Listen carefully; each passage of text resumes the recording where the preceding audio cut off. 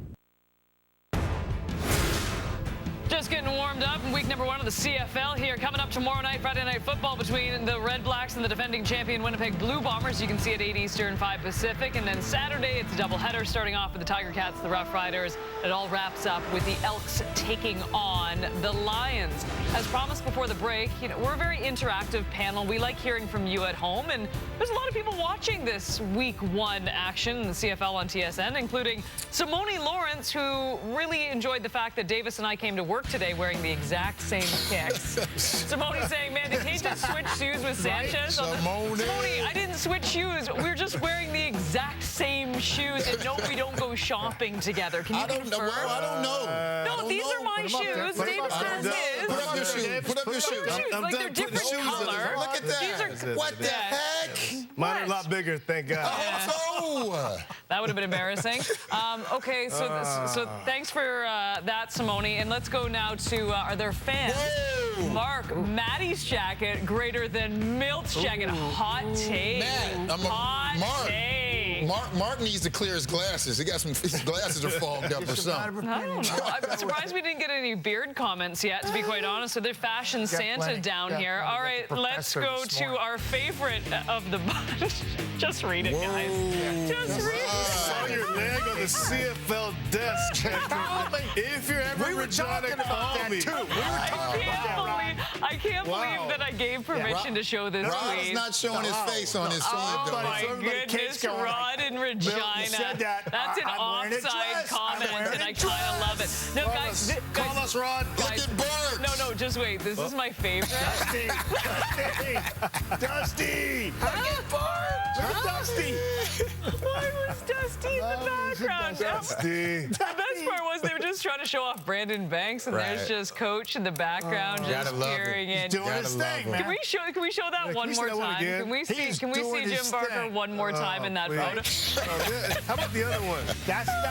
That is down every goal line in the CFL. You will see Jim Barker looking down the line. You know what the best part? You know he had no idea, right? Like, you know he had no idea. We love you, Coach. We miss you so much. Yes, very much. We miss the CFL. Good to have it back. Well, stand back. Oh, Rod and Regina. Oh, boy.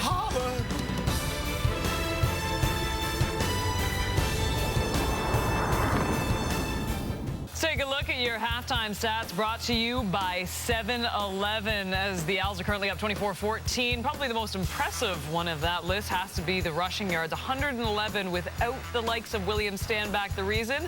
Jeshurun Antwi. Here he is with our Sarah Orleski. Jeshurun, obviously, to see William Stanback be carted off the way that he was, so difficult for this Alouettes team, but for you to be able to respond with that 70-yard run for it, what sort of confidence does that give you and lift for this team? Well, it just shows that I'm ready to go, okay? I'm playing for Stanback right now. He's down. We're all very devastated, but I'm ready to go. I've been preparing for this. This is your longest run that you've had in the CFL. You're from Calgary. You played in Calgary. What does it mean for you to do it here? It means everything. You know, I got some family in the stands. My mom's watching. Everybody's watching, so it means everything to be back home. What do you think the reaction of Mom was? Probably very excited. Very, very excited. Thanks so much. Take care.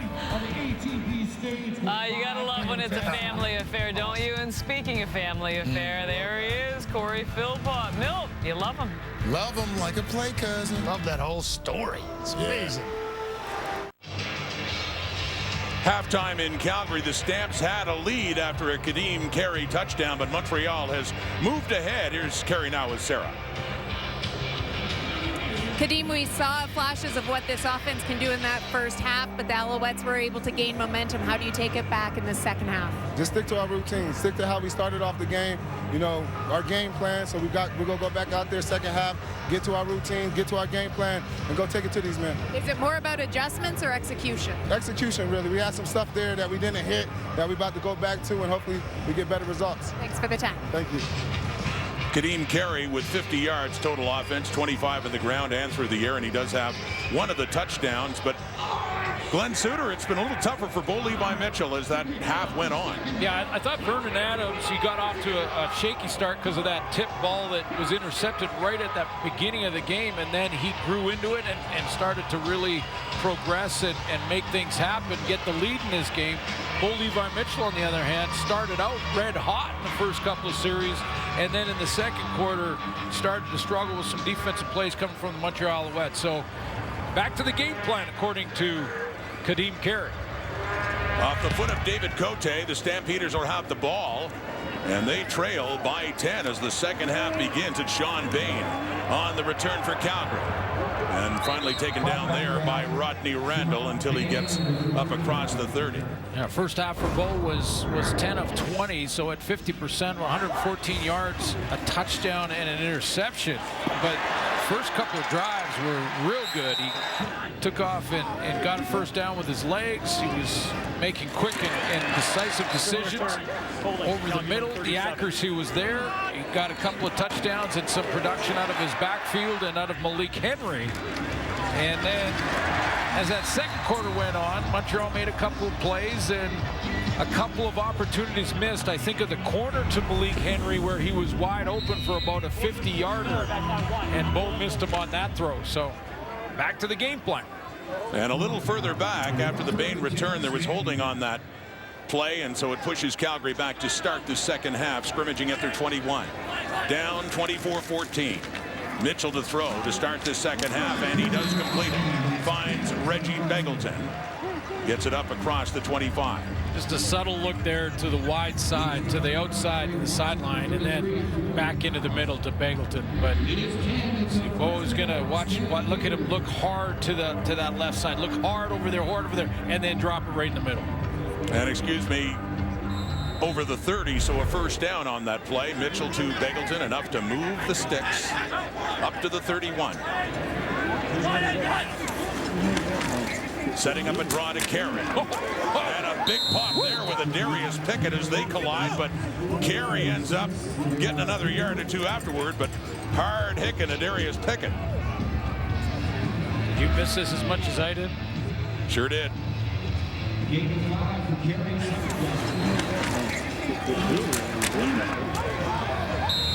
Nice, clean, man-on-man hit right in the hole. I'll tell you what, Darius Pickett's having himself a game already. He's had a great first half with an interception, fumble recovery. Big hit there. Second down.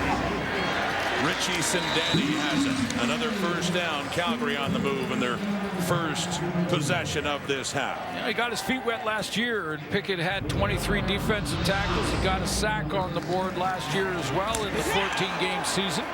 There's his interception in the first half. Seen him around the ball, seen him working on the teams, making tackles.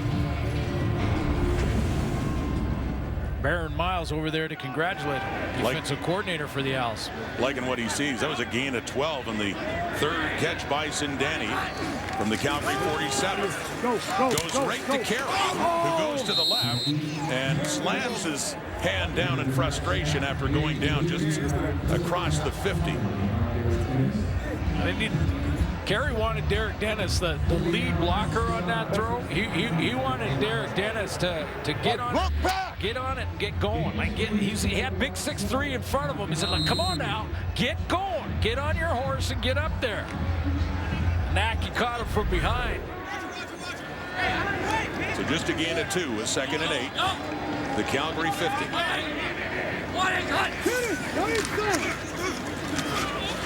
Mitchell dumping it off.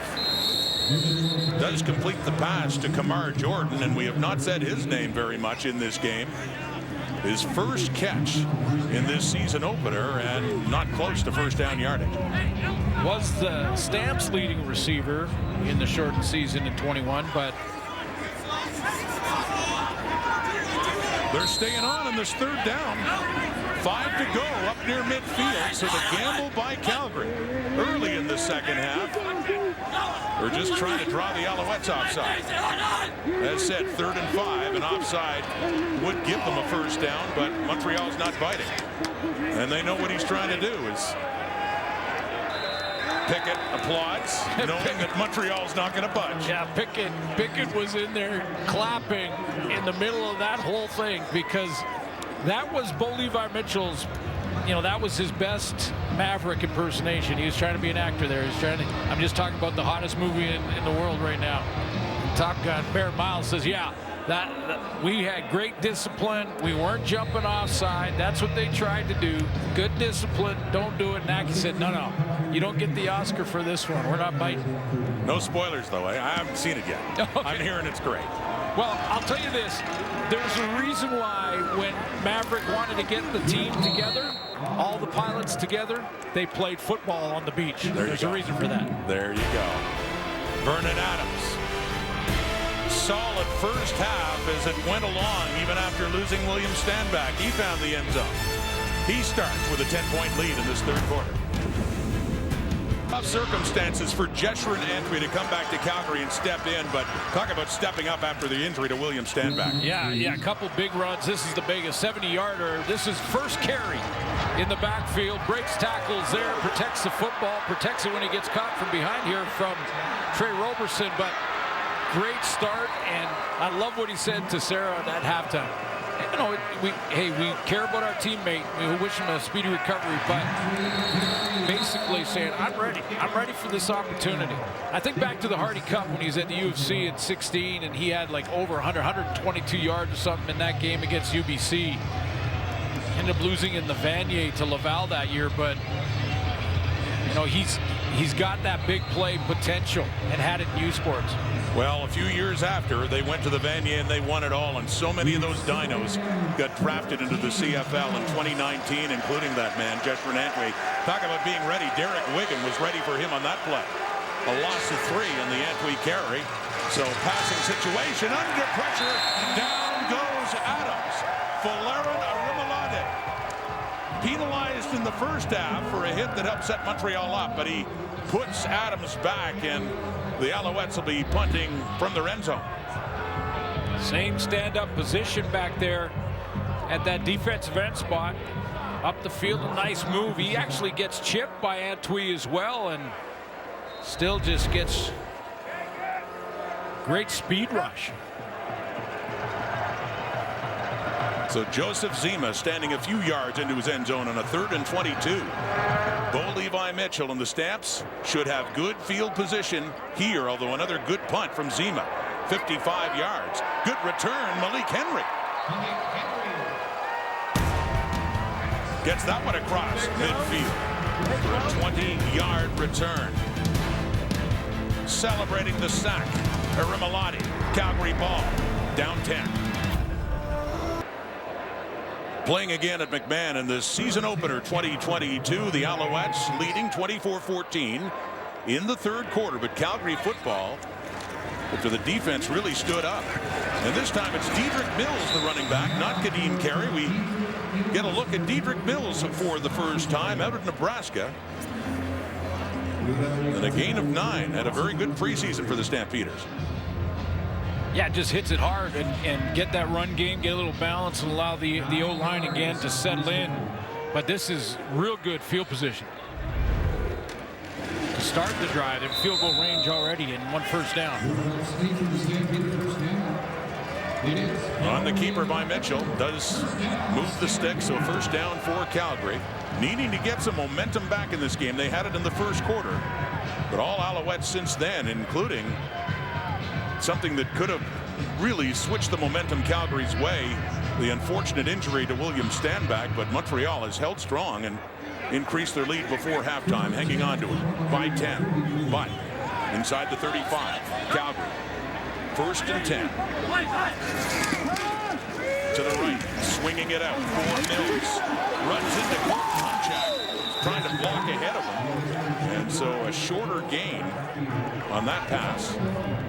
We did see this formation a little bit, Rod, when the hash marks were out at the outside. This is 4 receivers into the boundary on that short side hash mark. That's the boundary side. And we may see more of this with 4 extra yards to run a play like this, a little swing pass out there with blocking up front from 4 receivers that are put into the short side of the field. We did see it occasionally, Probably see more of it now with the hash marks inside. No gain by Mills, so a 2nd and 10. The Montreal 34. Stampeders. Pressure's coming in the blitz from Chris Aki as Bo gets it away into the end zone. Just beyond the reach of Malik Henry. Just a little bit off on the deep ball for Bo Levi Mitchell in this offense.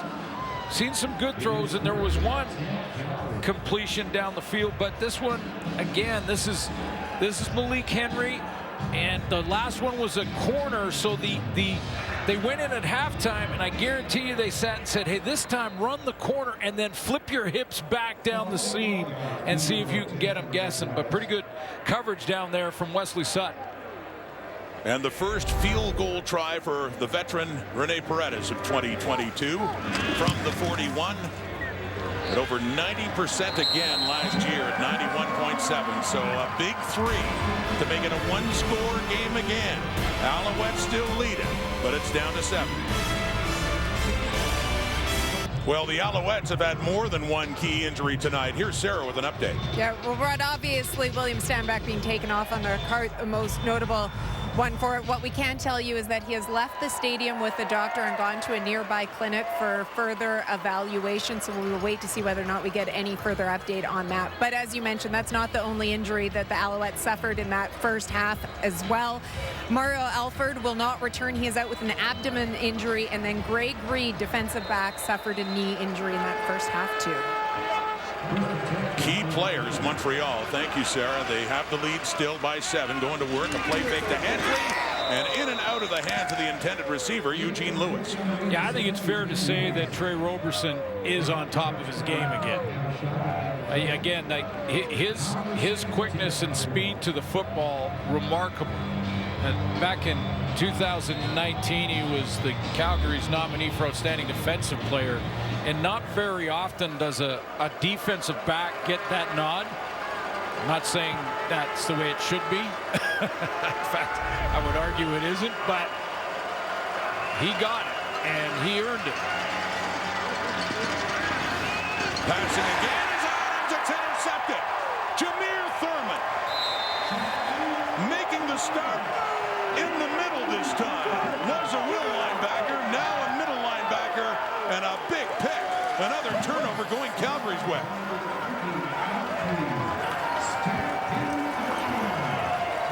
I'll tell you what a great defensive scheme by the Calgary Stampeders as they're going to put a Ramalade at the middle linebacker spot. That's usually where Jameer Thurman lines up, but Thurman's out here. Now watch as we go and progress, and this play develops. Thurman's right on the right of your screen. He drops underneath, not the middle linebacker, and because the middle linebacker was a defensive end, Vernon Adams was fooled. So started as a middle linebacker, but used differently on that play. Here's Kadeem Carroll doing what he does so well. Had 50 net yards in the first half, including a touchdown, a gain of 13 for Carey. And here comes Calgary, down 7 and pressing again. Good right side of the blocking. I don't think Carey was hit till he got into the secondary, and this time somebody got out on Pickett to make sure the linebacker Darius Pickett couldn't get involved with the play. 9 carries, 45 yards, and a touchdown on the ground. Kadeem Carey so far tonight. Faking the handoff. Richie Sindani has it, and he's got it down near the Montreal 10. So the momentum has clearly swung, and that turnover certainly helped. Oh, it gives you a lift. I mean, you get an interception or a block punt. I think those are the 2 plays in football that will give your entire team a real lift emotionally. You come back out with a little bit more hop in your step, and Sindani gets him down on the doorstep. Well, at least the 10-yard line going in. He was the second last player taken in the CFL draft in 2017. Has stuck around nicely with Calgary. Leading receiver tonight for them so far. Making the most, getting the chance to be a starter. Had 1 start last year, faking to Carey. Over to Malik Henry. He has 1 touchdown on the night. Does he have 2? Not quite. But a flag has come out as well as he got it down near the Montreal end zone. Wesley Sutton was looking, his body language would indicate that maybe he got held.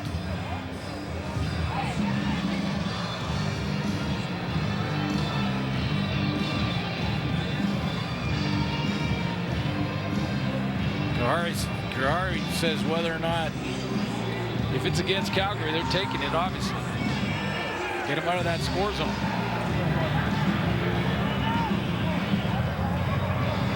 At the half, it was a 10-point lead.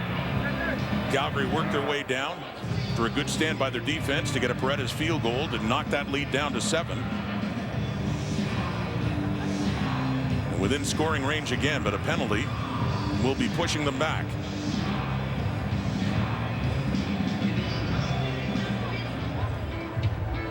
Major foul, face mask.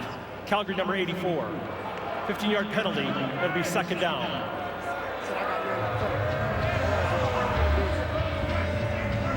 My guess is that Reggie Bagleton was trying to block Wesley Sutton out here on the edge, and that's exactly where it is. There's their face mask, not allowing him to make sure that Malik Henry can't get outside. He does that anyway.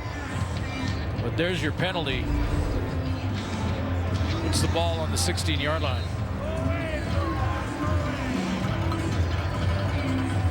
And if you're wondering about the placement of the ball, the play counted getting down to the 1. So this is 2nd and goal from the 16.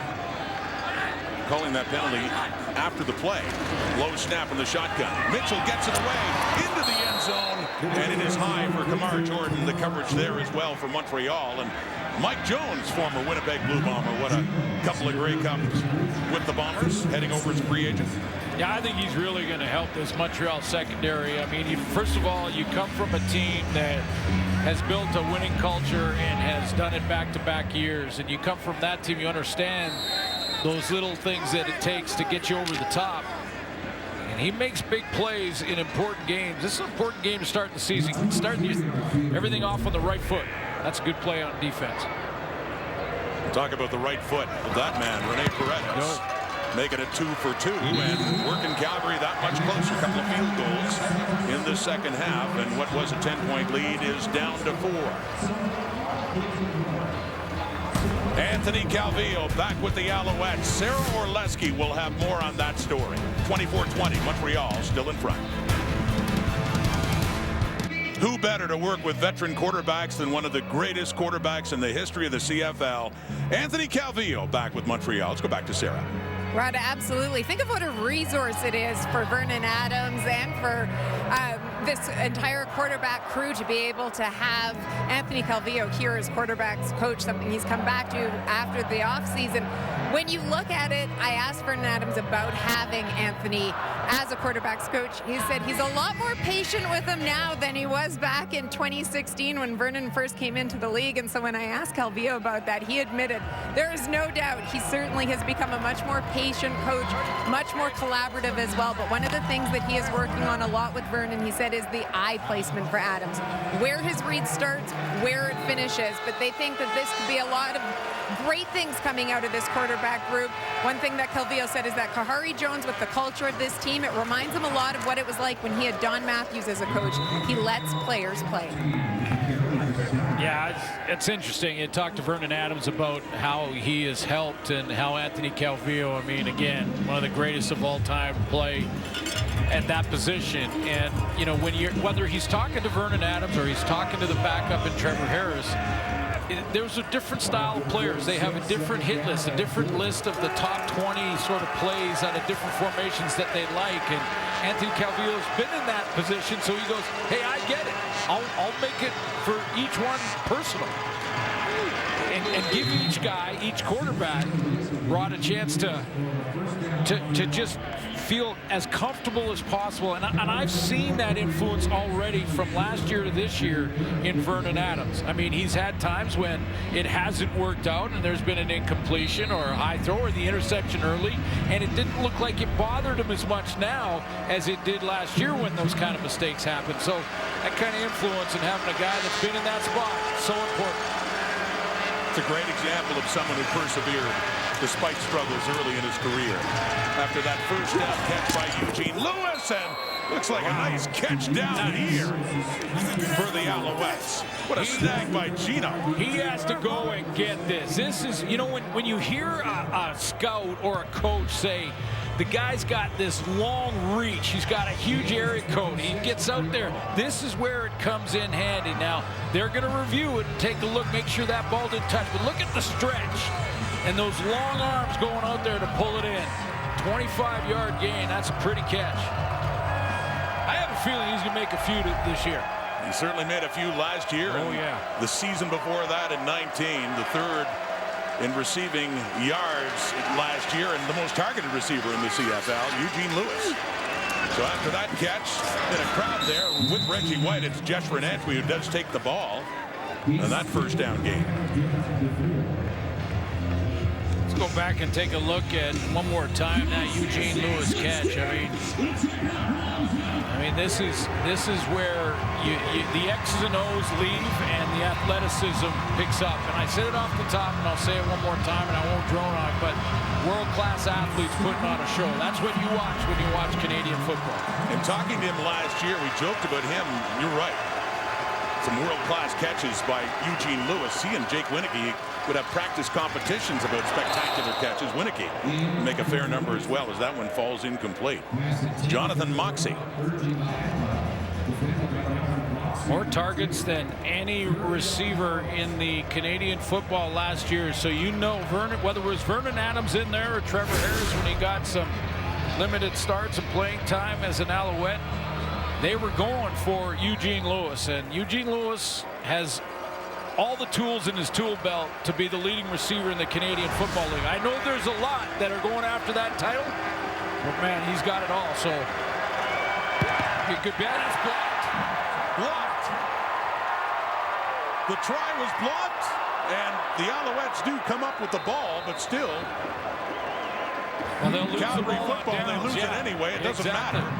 So this time on special teams, just as the momentum was swinging back Montreal's way, the attempt by David Cote. Got it. That's Mike Rose. Mike up Rose. the middle. Yep.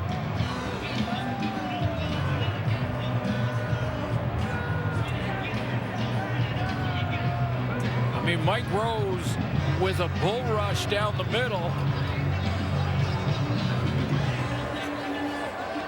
Big 41. Look at him line up on like a lopsided formation. He hard bull rush up the middle and got his right hand on it. Blocked it with his elbow, not the tip of his fingers on the catch. Kamar Jordan. So Calgary now back inside Montreal territory, and that time, and not a turnover, a special teams play. In effect, a turnover on downs, as you will, with the block there. So Calgary's in business again. An interception or a block kick can ignite your sideline like no other plays in the game. It really can, and that's Kamar Jordan. Get Kamar Jordan going with this offense, and watch out. Still got a lot of football in him. 33-year-old in his 9th year in the Canadian Football League, all with Calgary. And just his second catch of the night for 18 yards. 1st and 10 from the Montreal 48. That play again. Jet sweep. Henry. And he scored a touchdown on this back in the first quarter, but a flag is out. Holding. Calgary number 88. 10-yard penalty. Still first down. And it is Jordan who's called on that play for the hold. Let's go back and see why the Stamps are one more time in this field position and a chance to get pushed back with this penalty. One more time on the block. Again, it forces double teams when you're lopsided like that on the special teams, and then Mike Rose gets the good power rush on up the middle. That's Mark Killam, the special teams coordinator, and it was Landon Rice that they went after. Last play of this third quarter, 1st and 20 now after the holding penalty from the 52, and that's completed. But another flag is out. It's another catch for Kamar Jordan. Normally, a quarter could not end on a penalty, but that was one of the rule changes that it could if the team that benefits from the penalty allows it to. Legal contact on the receiver.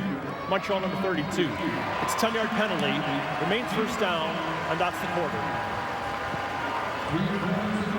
So the quarter does indeed come to an end. Correction. To move the game along. An interesting game indeed. Lots of momentum swings, and now it's Calgary. Got it rolling. A couple of field goals in that third quarter to get it down to a 4-point Alouette lead. 15 minutes to play.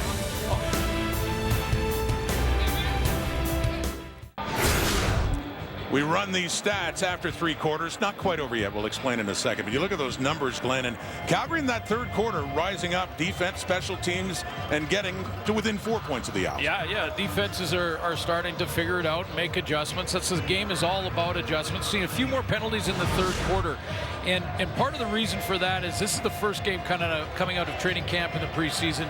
And into that third quarter and fourth quarter, you're going to see fatigue start to be a factor. And whether you know, it doesn't matter how hard you work in preseason and in training camp, you can't get to full game speed when you're playing every play on offense and defense and special teams.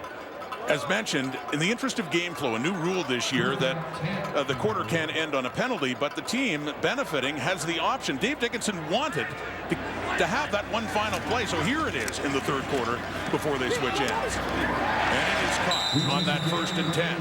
That's Richie Sindani with his 4th catch of the night, so that will end the third quarter.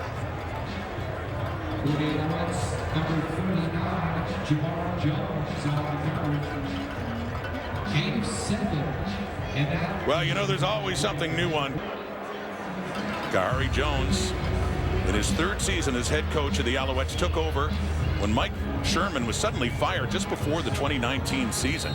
He was thrown right in it. They went 10-8, made the playoffs, hosted a playoff game, made the playoffs again last year, losing in Hamilton, both times in the East Division semifinal, looking to take it the next step. They have the lead in this final frame. 2nd and 3 for Calgary, though. Going the other way now. Pulling his way for a first down as Nick Usher tries to haul him down and finally does, but another first down for Calgary. Trey Watson, the middle linebacker, hit Kadeem Carey, I think, as hard as he can hit him right in the hole. Carey absorbs that hit and keeps going for another 4-5. He just right there, big hit in the hole. Passing now on first down to Carey. Bobbles it a bit and gets down to the 30. Turner Jones there, and a flag is coming out. When fatigue steps in, the feet get a little bit slower and you start reaching and grabbing. Major foul, roughing the passer. Montreal number 23. 15 yards from the end of the play. Automatic first down. Or make bad decisions. Avery Ellis on a roughing the passer. Avery Ellis, one of the new Alouettes, coming over, the free agent from Ottawa after 4 years with the Red Blacks.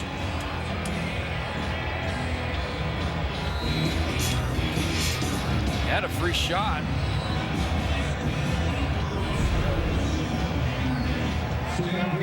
I'm not sure about that one. I don't think Avery Ellis is either. Because there's no way he could have known the ball was gone by then. I'm sure that was the right call. Good break for the Stamps now inside the 20 and a first down by penalty. Colton Hunchak, product of York University. Gets it down closer to that Alouette end zone as Calgary is pressing now, looking to take the lead. Yeah, you talk about the late round draft picks, and honestly, I'd tell any young kid that's playing amateur football right now, don't worry about that. Get into a training camp at the next level. If you're going from high school to college or wherever, he was the last guy picked, Hunchak, in 19, and is in the starting lineup. I mentioned Richie Sindani second last, and then you got Hunchak, last one taken. You're right, contributing there. Kamar Jordan down around the 5, and just enough for a first down for Calgary. Eugene Lewis showed us an example of the importance of that, those long arms and reach. Kamar Jordan says, I got a little of that. Second half starting to get Kamar Jordan warmed up a little bit. He had a bounce-back season last year, given what he'd been through. 2018 having a career year, nearly 1,000 yards receiving by Labor Day. Badly hurt, his knee, out for the season. Basically out for all of 2019. Got it one game in the playoffs. It's Carey on first and goal. Touchdown, Stampeders. And the red and white have the lead back on Kadeem Carey's second touchdown of the night. third quarter, the Calgary Stampeders were down inside the 10, and Reggie Begelton got a penalty that took him out of that scoring zone. Reggie Begelton here is going to lead Kadeem Carey into the end zone on this play. He gets a block where he actually takes two. And receivers, sometimes you got to do this, but he gets his shoulder pads low, he opens up the hole, and Kadeem Carey gets in. Talking about points off turnovers, they did that in the first half, and then you had the block field goal try when the Alouettes were threatening to go up 3 more. Calgary comes back. Carey gets into the end zone again. Paredes converts it. And for the first time in a while, the Stampeders are back in front.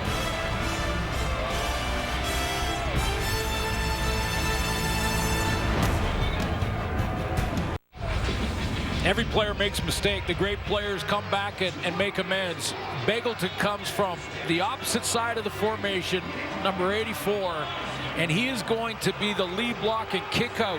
He's going to get Pickett, and when he gets Pickett, he also cuts off a chance for Randall to come in and make a tackle as well. So he gets 2 and gets his teammate Kadeem Carey into the end zone.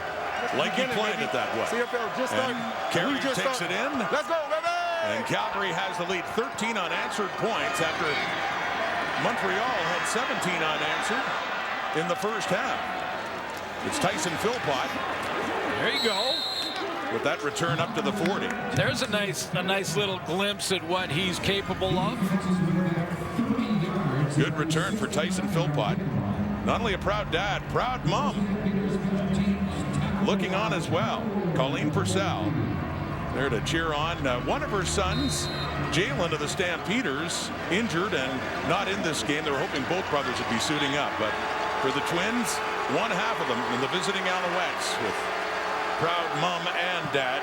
Corey Philpott too, as we showed you earlier, looking on, and a good return up to the 40 for Vernon Adams. They're behind now. Momentum swings back and forth. Keon Julian Grant targeted for the first time in the night, and it falls incomplete, second down.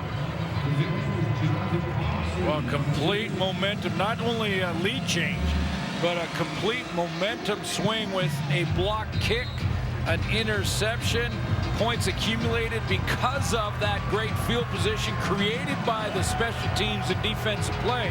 And now the defense is having their turn, saying, for Calgary, saying, yeah, we want to get in on the fun. And they've had some big plays in this season opener here at McMahon Stadium on 2nd and 10.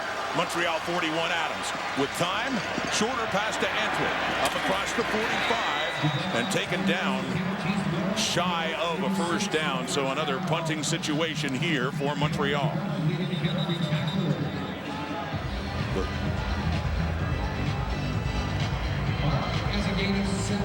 A lot of different types of formations from Brent Monson, the defensive coordinator. This staff has been intact for quite a few years now, and led by Huffnagel, the GM spot, Dave Dickinson, Mark Mueller, and Brent Monson, who's had to make some adjustments as the game has gone on. And more concern for the health of a player from Montreal is Jesherin Antwi, who came on after that injury to William Stanback and ripped off some big runs, including one for more than 70 yards. But Antwi still getting some attention and on the field, taking a knee.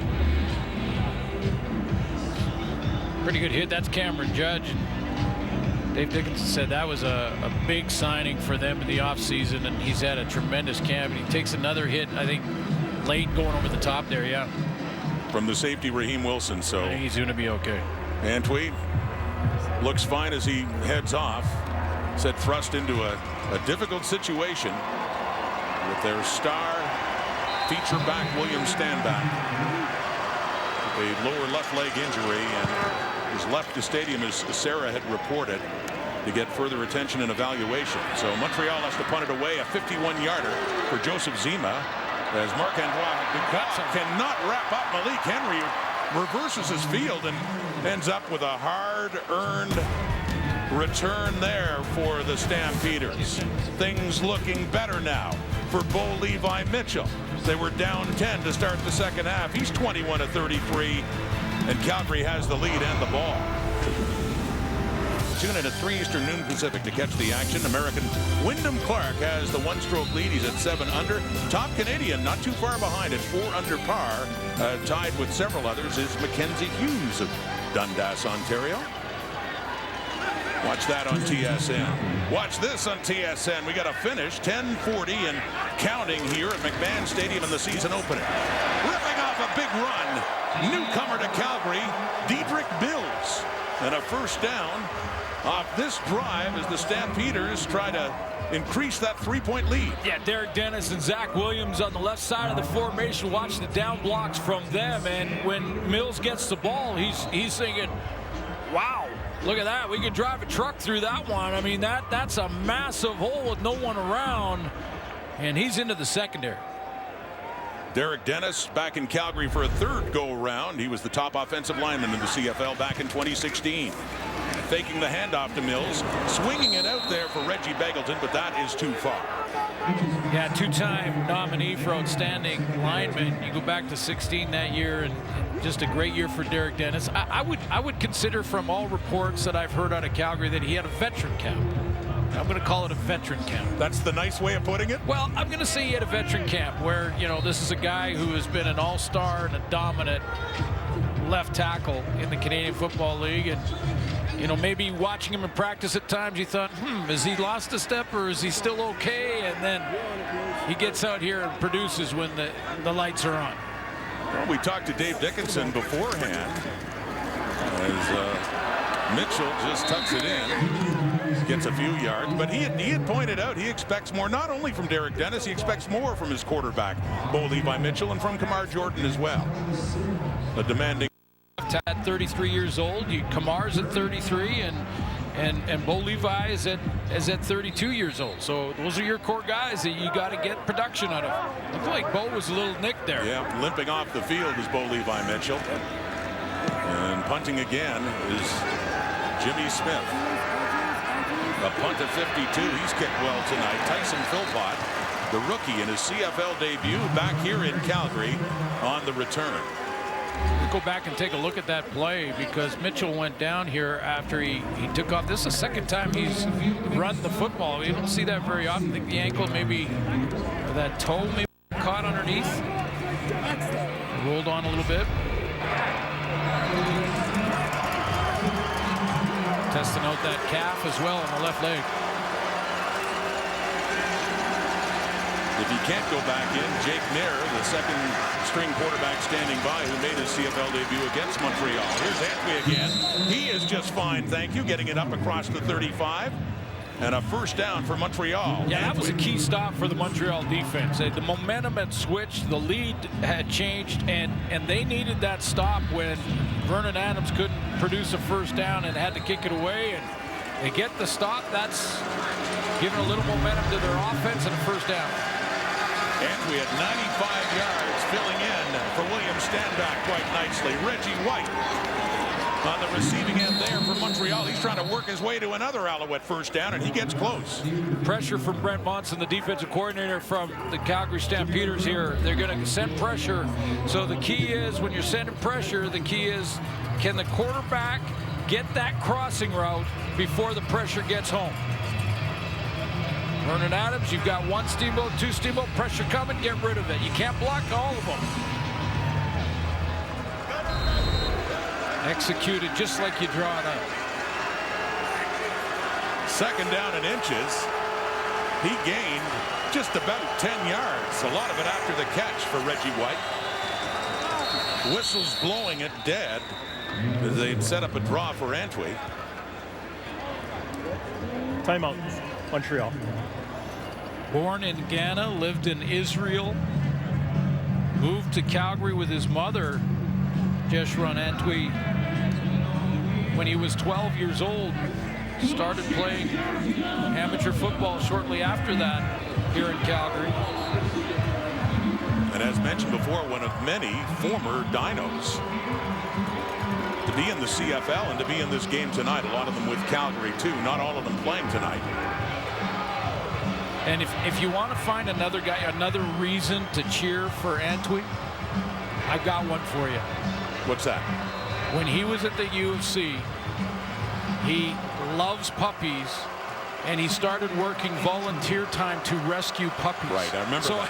So if you need another reason to have a guy to cheer for, it was called the Positive, P-A-W, Positive Match Rescue Foundation. And Antwi became a part of it and spent a ton of volunteer hours making sure the puppies were walked and rescued and saved and washed. Now, how do you not feel good about someone who helps puppies? It's impossible. Just give you another reason to have a guy to cheer for. Dominic Davis came on in short yardage and picked it up for the Alouettes. So first down, they're up to the 49. They're down a field goal. Back and forth these teams have gone. Over the middle, Eugene Lewis breaks a tackle, hurdles, Vernon Adams style. The Alouettes are hurtling tonight, working their way down the field. Eugene Lewis, the latest to do it. Putting on a show now. They're putting on a show. The big players, big names. Antwi, by the way, was open out in the flat. Vernon Adams decided to go with the crossing route. Good choice, because he's putting in the hands of a great athlete, great performer, up over the top. Nice one. Back to the ground, back to Antwi.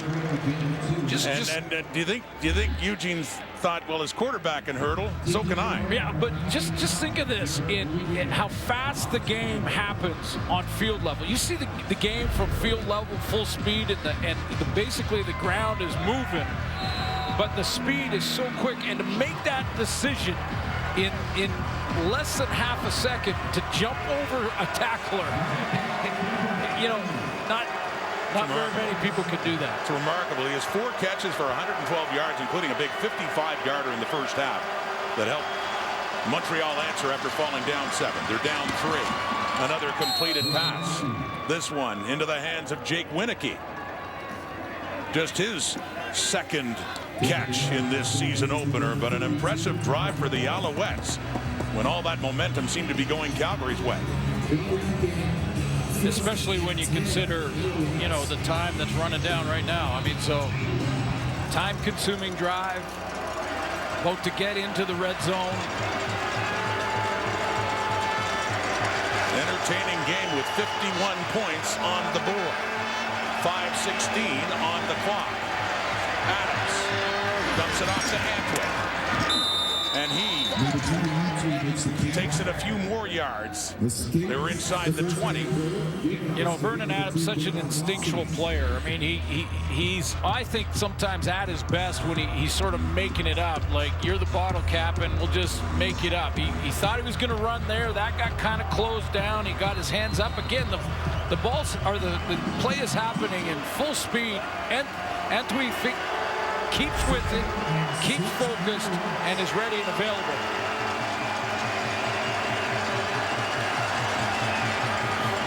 Second down and 5. Adams stepping up under pressure. Won't get what he needs. He is met there by Arimolade to prevent him from getting the first down yardage. He is taken down around the 15, picked up a couple more, so field goal unit to come on to tie it. Yeah, I think Kahari Jones actually looked at it and he thought, how close are we on this run? But yeah, way too short. You take the points here. When you're down 3. Yeah, absolutely. That's a good tackle by Arimolade in space. It's a defensive end. The last field goal try by Cote was blocked by Mike Rose.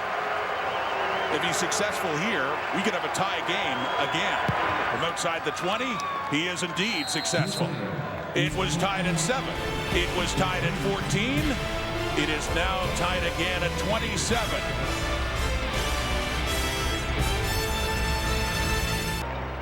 A change at quarterback for Calgary. We saw Bo Levi Mitchell injured in the previous set of downs for the Stamps.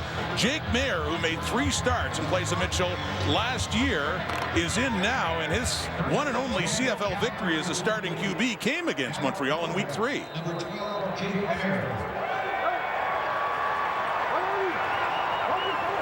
Had that big debut last August, so getting things started on a play-action fake over the middle and complete. It's in Danny. gets it right to him, and a big first down, Calgary. A couple warm-up throws on the sideline as they looked at Bo and that ankle, and he comes in and he rips it to Sindani on a dig route. Little play action to Kadeem Carey, steps up strong and throws a strike over the middle. That's the way to get in the groove early. Get that feeling early on. He threw a pick in his debut a year ago, and they fell behind, and then he responded. He had a couple intercepted, and he stood in and ended up engineering that victory. So big pass to start it off, and then back to the ground to Kadeem Carey. Well, and what was unique and just a great accomplishment for Jake Maier was in his 3 starts, in all 3 of them, he threw for over 300 yards. I mean, three consecutive, never been done. Yeah, outstanding. So in now, and with the game on the line, and Calgary is moving. 3 minutes on the clock, and a tie game on opening night in the CFL. What an opening night. CFL 22 tie ball game. Under 3 minutes to go here in Calgary. Stampeders and Jake Maier in quarterback with the ball on that one. He completed one earlier to Sindani. That one in behind him falls incomplete on that second down play. Well, they may have had something out the weak side too. Looked like Kadeem Carey was trying to leak out that way, and timing throw that was a little high and outside.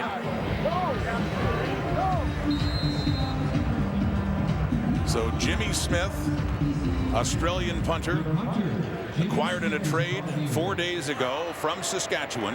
Got to be inside the 15 now. One of the new rules. Looks like he does get it inside the 15. Wow, that's a great kick. Inside the 10-yard line as they mark it. So a great job by Jimmy Smith in his debut with Calgary to hem Vernon Adams and the Montreal offense in a tie game deep in their own zone. Well, you've got 2:44 on the clock, which is a long time in Canadian football. You've got a tie game. You got the ball in your hands. That's exactly. Ask Matt Dunnigan if that's exactly what he wants. The quarterbacks with confidence. That's what they wanted. Give me the ball. Time on the clock in a tie game. Any time of the day. What a situation for heroics right now. Faking the handoff to Antwi with time and throwing it off for Reggie White. Working on Kobe Williams, gets around him and gets a first down to start this drive for Montreal. Yeah, absolutely love the play call from Kahari Jones here to go with play action here, and watch how influenced the defense is on Antwi as he goes into the middle on play action. Defense reacts to the hole, and then Vernon Adams pulls it, gets on the run, gets outside, and strike to the outside. And a gain of 16. They get it up to the 24 after they were hemmed in deep. 2:24 on the clock. 27. Throwing again, and that one wobbled its way in and is batted down by Ruffin. Deontay Ruffin in coverage there on White. Well, you know, they've been testing that side a little bit, and I mentioned the plays that Trey Roberson has been making back there in the short side corner. This time they run Roberson off. Wigan gets a hand on it. That takes the timing away, and it allows Ruffin to close quickly. Another good play by Derek Wigan. Having a good night. A lot of the Calgary defenders are. Defense on both sides. Despite all the scoring, too, there have been some big plays. And now is the time for both of these teams looking for a big play that could seal the deal. Montreal 10 for 21 on second downs. Here's a big 2nd and 10 now with Adams. Back, under pressure, getting away. He'll take off. Vernon Adams trying to work his way up to the... It's up to around the 30, but still not enough for a Montreal first down and a good shoestring tackle. Yeah, Vernon Adams, great runner in the open field. I mean, he's like an elusive receiver, tailback. He gets out there, and Kobe Williams is going to make a huge tackle. It's not pretty. It's not a form tackle. It's you've got about 40 yards on either side of you. You don't make it, it's a first down, and he just trips him up. So Joseph Zima stands back at his 15. Will we have overtime in this game? Punt to 48. The Calgary 35. Malik Henry. Now the Stampeders and Jake Mayer would love to end it before OT, but that would be 2 games in a row, partner. We would have overtime if you go back to Grey Cup 2021, when regulation was not enough for the Bombers and the Ticats. I'm good with it. Bring it on. Let's Same go. here. But now, yeah, he's got the opportunity. Jake Mayer's got the ball. Still lots of time on the clock. We could see 2-3 more possessions. The last 3 minutes of Canadian football is the best 3 minutes in sports. Any sport, anywhere in the world. No question. Bo Levi Mitchell up and limping and walking around as he watches Jake Mayer go to work here under 2 minutes. Pump fakes. Pressure's there. Darley gets it away and completes it to Sindani. Jake Mayer on his way down still gets the ball up in the air, and Sindani comes down with it. Yeah, Jake Mayer is bailed out here. This is a decision that he probably wants back when he watches it on video again. He's in trouble. He's going down. He slings it out and kind of hopes. But the play is made by Richie Sindani. Again, another dino from the University of Calgary. Courage to go up and get it, knowing his DB is coming downhill on him. What a night Sindani with 7 catches over 100. That's Kamar Jordan now. Getting busier too in this second half. Yeah, he's clicked in the second half. I love the game of Richie Sindani. You think about Richie Sindani becoming a 1,000-yard receiver potentially. You think about his game here tonight and some of the plays that he has made. We're talking leading receivers so far, as you mentioned, over 100 yards. How about that Dino program with Sindani and Antwi and the night they're having? So trying to work the clock down as well and get that first down. Jake Mayer just calls his number and does indeed get it inside the 40, and they're getting position now, getting a little closer for one of the best of all time in Rene Paredes. Great former coaches, Mark Trestman of the Montreal Alouettes. A couple Grey Cup championships for him. Both leagues, he has been a head coach. Said the final 3 minutes to manage, it's a thinking man's game. Dramatic ending here. Carry with it. Avery Ellis among the Alouettes. Trey Watson there too to limit the gain. But they are in the field goal range of Paredes. Because right now, Timeout, Montreal. Dave Dickinson has done a couple things. He goes to the run game, again, because the clock will keep running unless Montreal uses their timeout. So you got to get them, which they just did. So you got to get them to burn their timeout.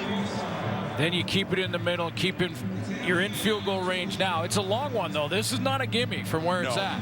And remember Rene Paredes, one of the greatest, maybe the greatest of all time, had one of his worst days in the Western semifinal in Saskatchewan where he missed 3. It was a very busy day for kickers, difficult weather, but he missed 1 in overtime. Saskatchewan ended up coming back on a Lawther field goal and won it. And that probably haunted him a bit for a while, despite all the great things he's done, winning championships and the most accurate kicker over historically his body of work. Lewis Ward is there as well. And sling it. So they dump it off. The Colton Hunchak, who gets it down closer to the 30. Not a first down, but that much closer for Rene Paredes. Paredes has done all you can do in this game, as said. The only one who's been more than 90% accurate 5 times in a career. No one else is more than 3. He was bothered by the way the season ended, despite making 5 of 8 in that game against the Riders. Well, I'll tell you, I don't want to jinx any kickers here, but with the hash marks moved closer to the middle, it should actually help kickers when they're on the hash marks. Could only kick it from so wide, and this is inside that right hash. And this is to put them ahead with 33 seconds on the clock. Money in the bank. The veteran Paredes kicks it through and gives Calgary the lead again.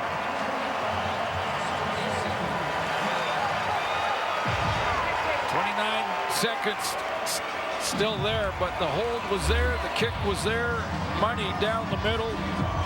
As you mentioned, pressure on, and this is not a gimme. Those goalposts look from that far out with a chance to take the lead this late in the game, those goalposts start to shrink on you in a hurry. He was over 91% in accuracy last year. 5th time, as said, he'd gone over 90%. Grey Cup champion in 2014 and again in 2018. So the pressure goes back squarely on the Montreal Alouettes. 3 points down again with 29 seconds on the clock. And in this situation, automatically a kickoff. The Alouettes do not get the ball at their own 40. What about Tyson Philpott making a play in this juncture on this field? If the ball is kicked to him, he's one of the deep returners here. And Darius Pickett's the other, and we've been talking about those Calgary Dinos. The night for Jesh Renantwi, the night for Richie Sindani. Both going over 100 yards total offense, 98 rushing for Antwi, but more in receiving too. And Tyson Philpott in his first CFL game is standing back with Pickett. And it'll go to Darius Pickett, taking it at the 10. 28 seconds on the clock. Still on his feet. Broke the tackle. They got to get within field goal range, and even with 21 on the clock, they have enough time to get close. Yeah, absolutely. Now the question is, what does Brent Watson do defensively? Is he going to send pressure, get the one-on-ones, and have a matchup possibly where Eugene Lewis can go to work? Or do you drop back in zone and force Vernon Adams to try and throw it underneath and then have the clock as your ally if you're playing defense? David Cote, second-year product of Laval.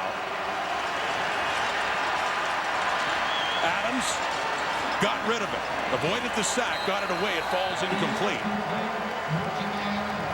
Set 5, so it wasn't full blitz, more of a stunt defensively. But there was pressure, and the pressure came late. I believe it was Titus Wall that came late on the pressure that forced Vernon Adams up in the pocket, burned 7 seconds. David Cote's longest last year was 49. And they need a chunk here. Meaning, based on that, down to the 40 or 42-yard line, that's still almost 30 yards that they have to go from their 43. 13 seconds on the clock. Adams on second down. Take it out. To Keon Julian Grant. I don't know if he got out of bounds. Did he get out of bounds?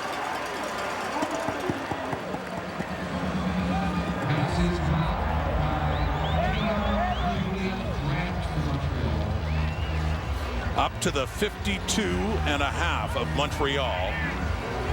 6 seconds. Now if you're Calgary, you're backing off and not giving up the Hail Mary.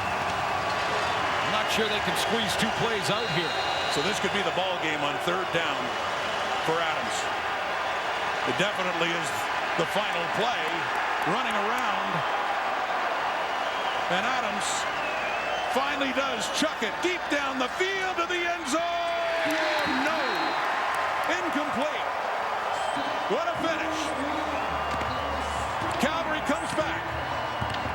Stampeders win at home in the season opener. But Kahari Jones and his Alouettes, despite a lot of adversity, made it oh so close. Well, 2 teams that put on a great show to kick off the 2022 CFL football season.